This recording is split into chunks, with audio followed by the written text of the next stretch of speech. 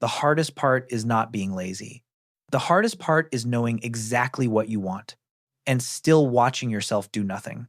You can see the future. You can imagine the person you want to become. You can picture the life where everything finally changes. But when it is time to take one real step, something in you freezes. Not because the dream is small, because the dream has become too important. And often, it is not failure itself that scares you. It is what failure might reveal. That maybe you are not as capable as you hoped.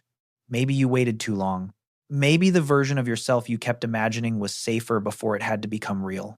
So you stay close to the dream, but far enough away that it cannot disappoint you yet. That is the strange pain of being lazy but ambitious. It does not come from having no dreams. It comes from carrying a future so clearly that the present starts to feel like proof you are failing it. You think about your future constantly.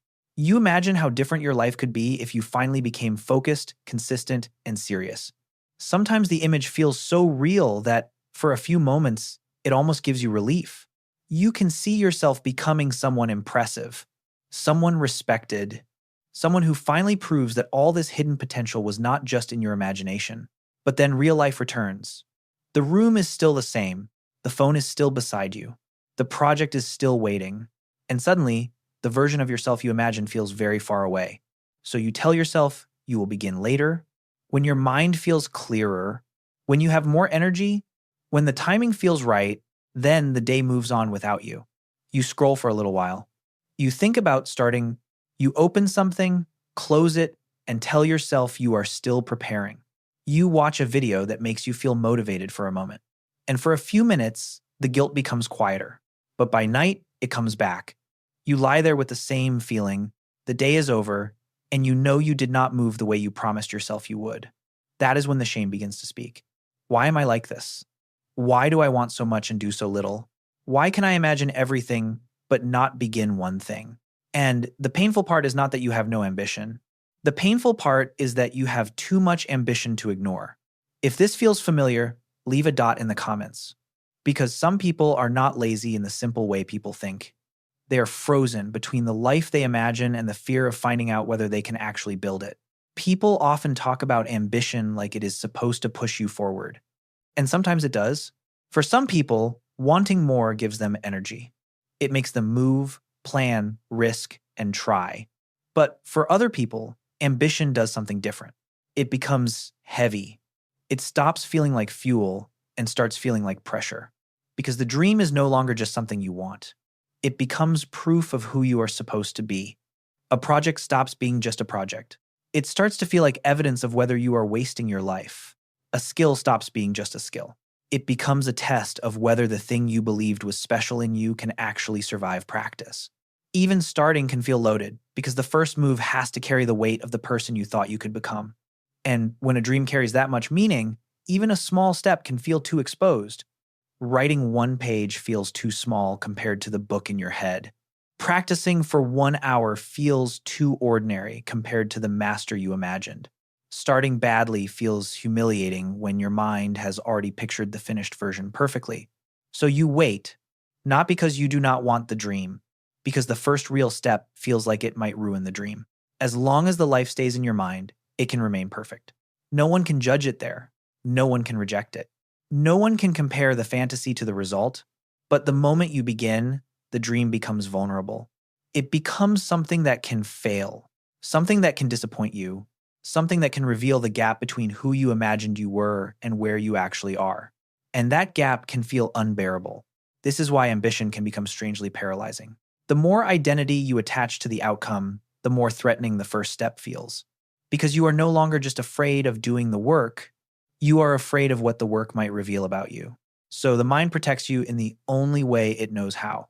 It delays, it distracts, it waits for a better version of you to arrive first. A version who feels ready, a version who will not struggle, a version who can begin without feeling exposed. But that version never arrives before the beginning. And deep down, some part of you knows this. That is why the guilt feels so sharp. Because you are not confused about wanting more. You are confused about why wanting more has not been enough to make you move.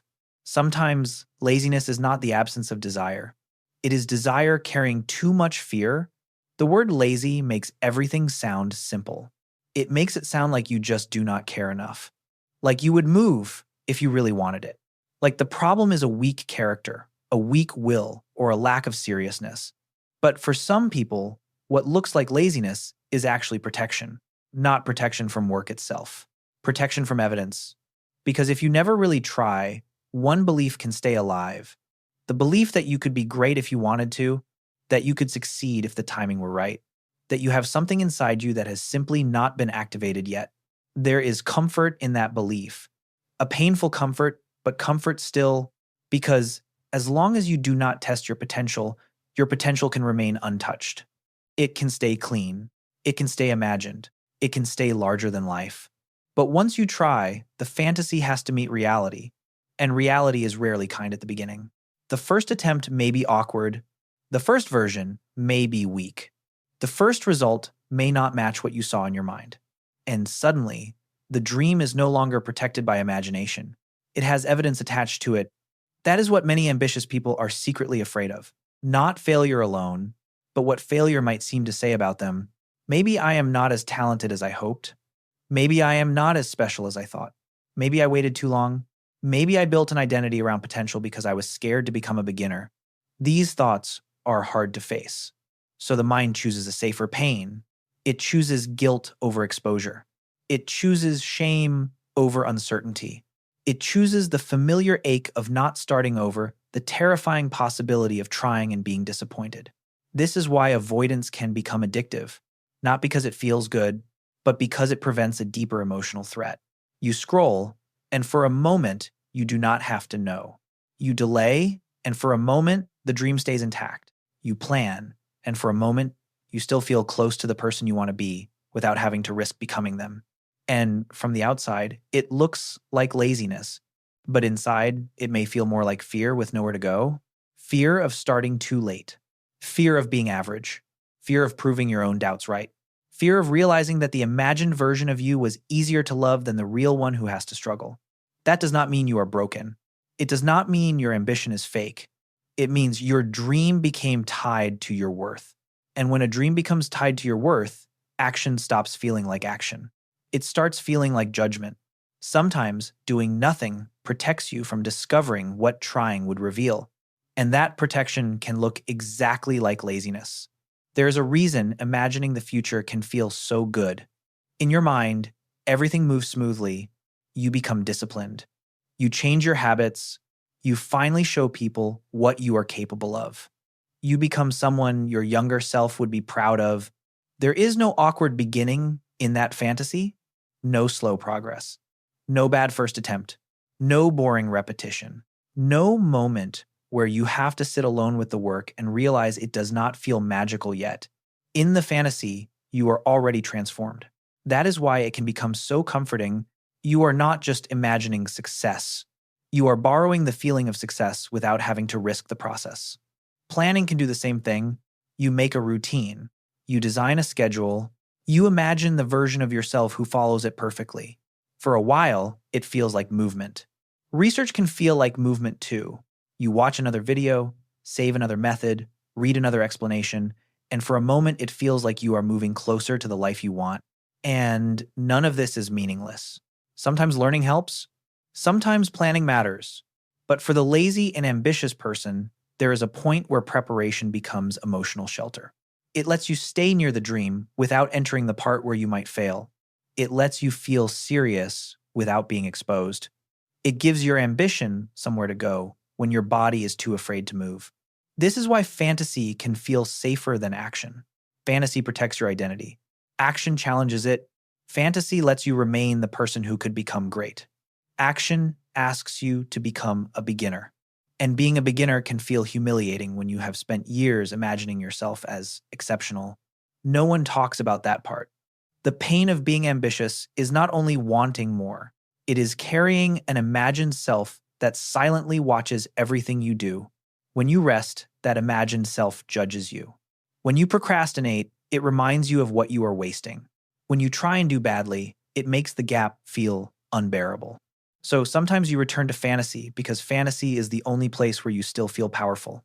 There, you are not behind. You are not struggling. You are not ordinary. You are just waiting for the right moment to become who you were always supposed to be. But the longer you stay there, the heavier real life becomes. Because every day you do not move, the imagined version of you grows more perfect. And the real version of you feels harder to accept. That is the quiet trap. The dream that once gave you hope can become the thing that makes your actual life feel unbearable. Not because the dream is wrong, but because it became a place to hide from becoming real. So if you are someone who dreams big but keeps freezing, there may be more happening inside you than laziness. You may not be avoiding the work because you do not care. You may be avoiding the moment your imagined self has to become real. Because real things are imperfect. Real things begin awkwardly. Real things take longer than the version in your head. Real things can be judged, ignored, rejected, or misunderstood. And if your dream has been protecting your sense of who you could be, then starting can feel like losing that protection. That is why the first step can feel so heavy. It is not just a task, it is a confrontation with time, fear, and the uncomfortable distance between fantasy and reality. It is a confrontation with the possibility that you may have to build slowly instead of becoming suddenly. And maybe that is what hurts most. Not the work itself, but the grief of realizing that the life you imagined will not arrive as a perfect version of you. It will have to be built by the version of you who feels scared, inconsistent, uncertain, and unfinished. The version of you that you may have been trying not to see. And still, that version is not worthless. That version is not broken. That version is not proof that your dream was fake. It is just the real starting point. Maybe the part of you that looks lazy is the part that learned to protect your potential by never testing it. Maybe the part of you that keeps delaying is not trying to destroy your future.